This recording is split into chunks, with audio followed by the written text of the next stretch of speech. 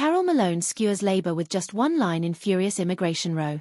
A heated debate has reignited over who should be allowed to claim benefits in the UK, and columnist Carole Malone isn't holding back.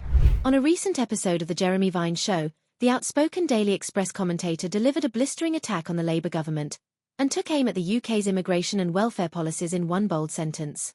Speaking to Matt Allwright on the Channel 5 programme, Malone said, "People are sick to death of this government and the previous one, and their attitude to immigration and doing nothing about it."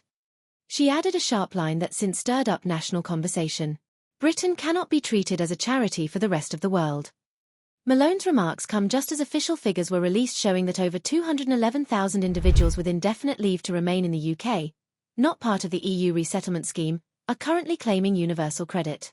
In addition, 54,000 people living in the UK on humanitarian grounds, including arrivals from Ukraine and Afghanistan, are also receiving benefits. Public reaction online was swift and divided. One supporter on X wrote, "She's right. It would be less attractive to come here if there weren't benefits." Another praised her comments, saying, "Carole Malone is brilliant. She speaks common sense for the majority." A third added, "Well said, Carole. You should be working and paying taxes for 5 to 10 years before getting any benefits, 5 at the very least." Currently, once a person is granted indefinite leave to remain or refugee status, they become eligible for universal credit and other benefits on the same basis as British citizens. This policy is rooted in both UK law and international obligations toward humanitarian protection.